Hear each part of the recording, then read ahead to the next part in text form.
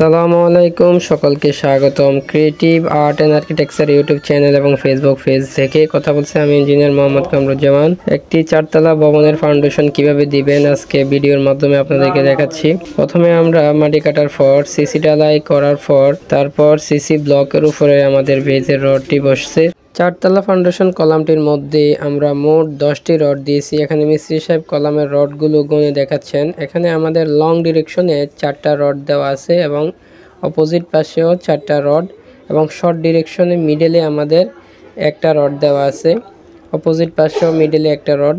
আর এই column size হচ্ছে আমাদের 12-15 সাইজের কলাম, চারতলা ফাউন্ডেশনের কলামটি।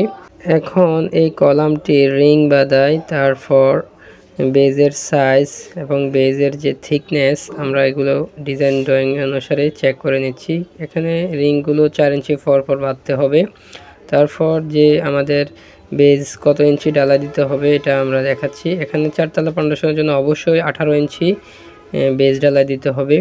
তারপর এই বেজ সাইজটি আমরা এখানে 5 feet by 5 feet base size দিয়েছি। চারতলা ফাউন্ডেশনের জন্য অবশ্যই 5 ফিট বাই 5 ফিট বেজ ডালাই দিতে হবে। এখানে মিস্ত্রি সাহেব 5 ফিট অ্যাকুরেট আছে কিনা আমাদেরকে মেপে দেখাচ্ছেন। এখানে ডিজাইন ড্রয়িং এর সাথে সবকিছু ঠিক আছে, আমরা চেক করে নিয়েছি। তো আসলে এখানে একজন যে ইঞ্জিনিয়ারের মাধ্যমে ডিজাইন ড্রয়িং করার পর একজন ভালো কন্ট্রাক্টর যদি আপনি পান তাহলে এই ধরনের সুন্দর কাজ আপনি উপহার পাবেন। কন্ট্রাক্টররা অনেক প্রফিট করতে চায়, অনেক লোভী, কাজকে কাজের মতো করে না।